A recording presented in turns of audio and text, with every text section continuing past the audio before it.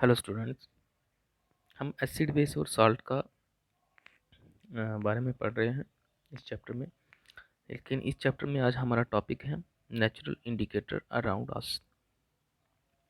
हमारे आसपास कौन कौन से नेचुरल इंडिकेटर हैं उन्हीं के बारे में हम स्टडी कर रहे हैं। तो इसको देखते हैं, हम बुक निकाल के देखो आप भी। The most commonly used natural indicator is the litmus. हमारे आसपास जो सबसे नेचुरल इंडिकेटर वो कौन सा है?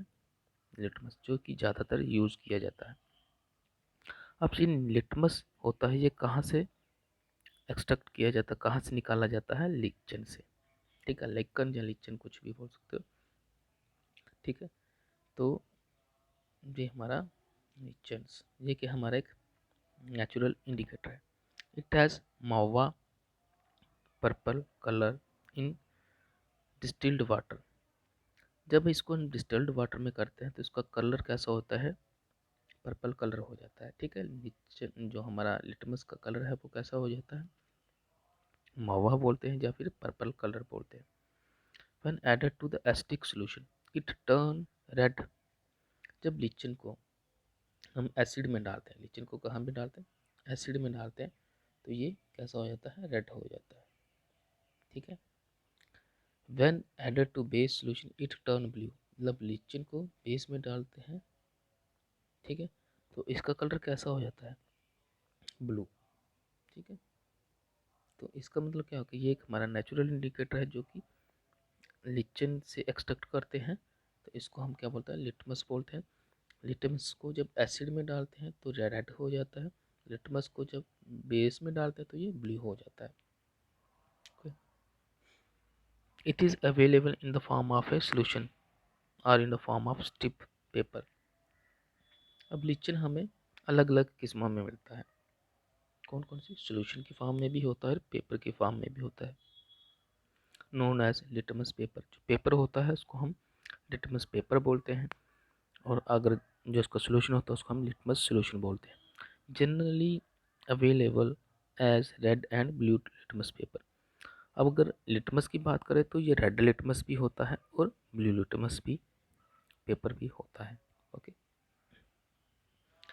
अब देखो यहाँ पे लिटमस की जो किस पौधे से किस तरह से इसकी शक्ल होती है, लिचन से बनता है ना ये, तो ये किसके पौधा दिखाया हुआ है? लिचन का।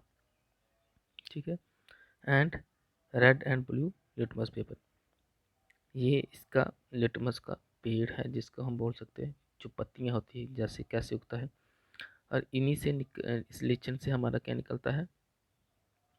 ब्लू लिटमस और रेड लिटमस। ये हमारा रेड लिटमस बना है, ये ब्लू लिटमस पेपर बना है। ओके, अब हम इस टेबल में देखते हैं। Do you know? ध्यान से इस टेबल को देखना है और उसको समझना है और याद भी करना है। देखो, नेम ऑफ एसिड एक तरफ भी है, दूसरी तरफ फॉर्म। एसिड दिया हुआ और ये एसिड कहाँ पे मिलता है? सबसे पहले हमारा एसिटिक एसिड है। एसिटिक एसिड कहाँ पे होता है, किस में होता है? विनेगर में। समझे? एक हो गया। दूसरा हमारा क्या है? Formic acid. फॉर्मिक एसिड कहाँ पे मिलता है, किसके अंदर ज़्यादा होता है?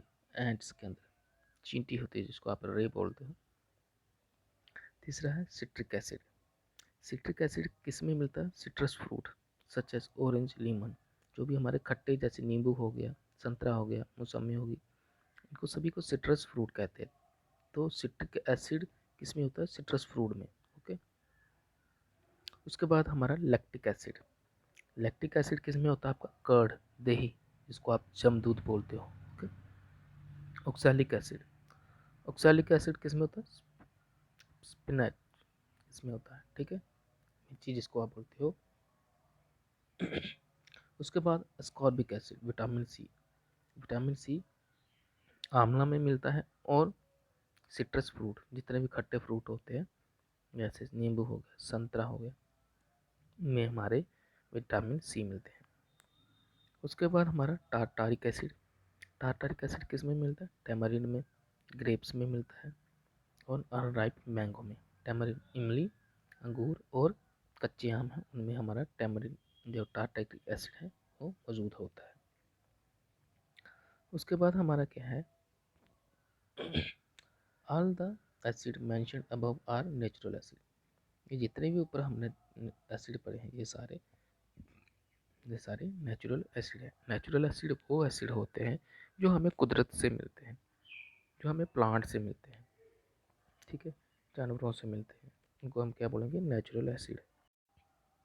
अब क्या है, टेबल दिया गया है नीचे वाला, इसमें हम देखेंगे नेम ऑफ बेस फाउंड। पहले हमने एसिड के बारे में ऊपर पढ़ा, अब बेस के बारे में। कैल्शियम हाइड्रोक्साइड ये किस में मिलता है, लाइम वाटर में। अमोनियम हाइड्रोक्साइड ये कहाँ में मिलता है, विंडो क्लीनर, जिससे हम खिड़कियाँ साफ करते हैं वो किससे बना होता है, अमोनियम हाइड्रोक्साइड। फिर साबुन में क्या होता है हमारा, सोडियम हाइड्रोक्साइड या पोटेशियम हाइड्रोक्साइड किस में मौजूद होता है, ये हमारा जो साबुन का इस्तेमाल करते हैं उसमें हमारा पोटेशियम हाइड्रोक्साइड या फिर बोलते हैं सोडियम हाइड्रोक्साइड मौजूद रहता है।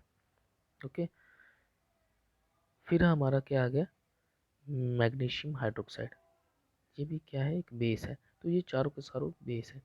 तो मैग्नीशियम हाइड्रोक्साइड किस में मिलता है, मिल्क ऑफ मैग्नीशियम।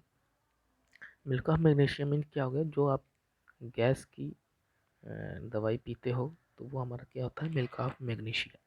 जब किसी को गैस हो जाती है तो दवाई देते हैं डॉक्टर पीने के लिए, ठीक है, तो वाइट कलर की होती है, येलो ग्रीन कलर या येलो कलर की होती है, तो उसमें कौन सा बेस होता है, मैग्नीशियम हाइड्रोक्साइड।